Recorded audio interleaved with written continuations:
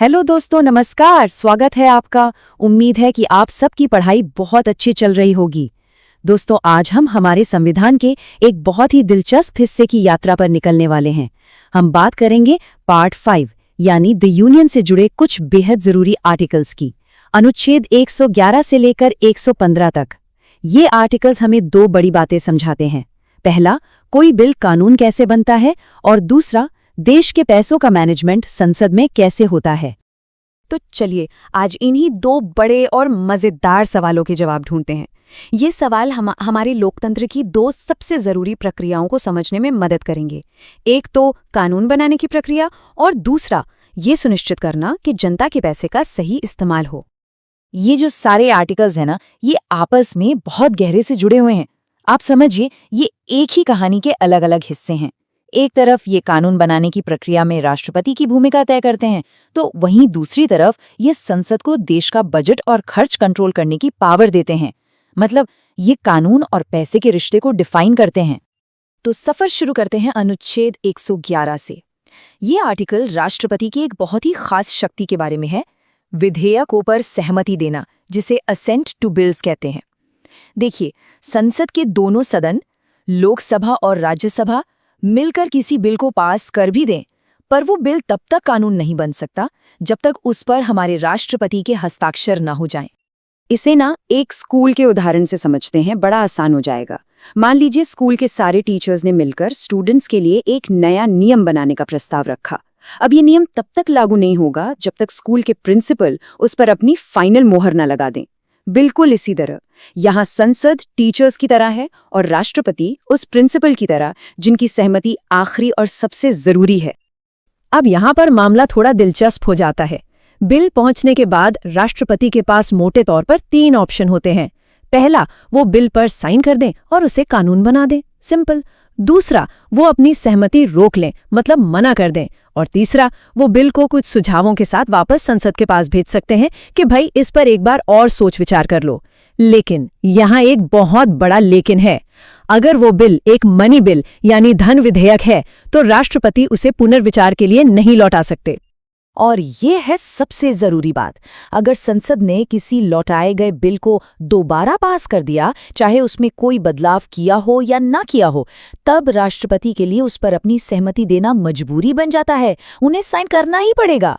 और ये चीज हमारे लोकतंत्र में संसद की सर्वोच्चता को दिखाती है कि आखिरी फैसला तो जनता के चुने हुए प्रतिनिधियों का ही होगा। चलिए अब कानून की किताबों से निकलकर देश के खजाने की तरफ चलते हैं। अनुच्छेद 112 बात करता है देश के सबसे बड़े फाइनेंशियल डॉक्यूमेंट की।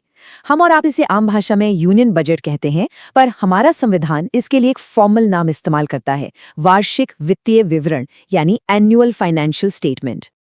ये कुछ और नहीं बल्कि पूरे देश का एक साल का पूरा हिसाब किताब है।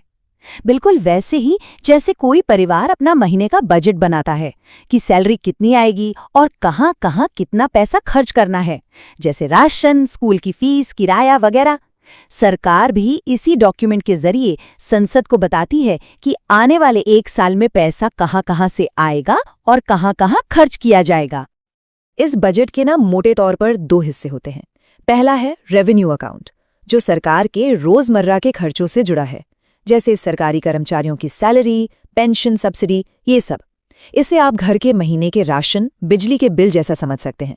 और दूसरा है कैपिटल अकाउंट, जिसमें लंबे समय के लिए होने वाले खर्चों की बात होती है, जैसे नई सड़कें, स्कूल, एयरपोर्ट्स बनाना। ये घर खरीदने या किसी बड़े इन्वेस्टमेंट जैसा है। तो बजट पेश हो गया, सब कुछ बता दिया गया, पर क्या सरकार अब सीधे पैसा खर्च करना शुरू कर सकती है? जी नहीं। अब असली प्रक्रिया शुरू होती है, जो हमें अनुच्छेद 113 और 114 में मिलती है। सरकार को पैसा खर्च करने के लिए संसद से बाकायदा परमिशन लेनी पड़ती है। अनुच्छेद 113 के हिसाब से हर मंत्रालय अपने अपने खर्चों की एक लिस्ट बनाता है, जिसे डिमांड्स फॉर ग्रांट्स या अनुदान की मांग कहते हैं। समझ लीजिए, हर मंत्रालय अपनी एक शॉपिंग लिस्ट लेकर आता है। जैसे शिक्षा मंत्रालय स्कूलों के लिए पैसा मांगेगा, तो रक्षा मंत्रालय सेना के लिए। इन सभी मांगों को फिर लोकसभा के सामने वोटिंग के लिए रखा जाता है। और यहीं पर पैसों के मामले में लोकसभा अपनी असली ताकत दिखाती है। लोकसभा इन मांगों पर बहस करती है, वोटिंग करती है और अगर चाहे तो किसी मंत्रालय के मांगे गए पैसे में कटौती भी कर सकती है, जबकि राज्यसभा इन पर सिर्फ चर्चा कर सकती है, वोट नहीं दे सकती। ऐसा इसलिए है क्योंकि लोकसभा के सदस्य सीधे जनता चुनती है, इसलिए जनता के पैसे पर आखिरी फैसला लेने का अधिकार भी उन्हीं के पास है। तो क्या लोकसभा में मांगों के पास हो जाने के बाद सरकार पैसा निकाल सकती है? अब भी नहीं। एक आखिरी और सबसे जरूरी कदम अभी भी बाकी है। सोचिए, देश का सारा पैसा एक बहुत बड़ी तिजोरी में बंद है और उस तिजोरी को खोलने के लिए एक खास मास्टर की यानी एक चाबी चाहिए। और वो खास चाबी है विनियोग विधेयक यानी अप्रोप्रिएशन बिल, जिसका जिक्र अनुच्छेद 114 में है। जब लोकसभा सभी मंत्रालयों के खर्चों को मंजूरी दे देती है तो उन सारे खर्चों को मिलाकर एक बिल बनाया जाता है। यही विनियोग विधेयक है। जब ये बिल पास हो जाता है तब जाकर सरकार को भारत की संचित निधि यानी देश की उस बड़ी तिजोरी से पैसा निकालने का कानूनी अधिकार मिलता है।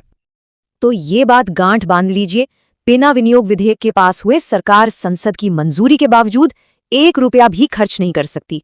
ये हमारे फाइनेंशियल सिस्टम में पारदर्शिता और जवाबदेही को पक्का करने का सबसे बड़ा टूल है। अच्छा, अब एक और सिचुएशन सोचकर देखिए। मान लीजिए सरकार ने साल की शुरुआत में बजट तो बना लिया, लेकिन साल के बीच में कोई ऐसा बड़ा खर्च आ गया जिसके बारे में पहले से सोचा ही नहीं था। तब क्या होगा? जैसे मान लीजिए देश में कहीं कोई बड़ी प्राकृतिक आपदा आ गई, जैसे बाढ़ या भूकंप, या फिर कोई नई जरूरी योजना अचानक शुरू करनी पड़ी। ऐसे में जो बजट में तय किया गया पैसा था वो तो कम पड़ जाएगा। तो ऐसी ही इमरजेंसी सिचुएशन के लिए हमारे संविधान में अनुच्छेद 115 का प्रावधान है। अनुच्छेद 115 सरकार को ये अधिकार देता है कि वो संसद से अतिरिक्त या अनुपूरक अनुदान या सप्लीमेंट्री ग्रांट्स मांग सके।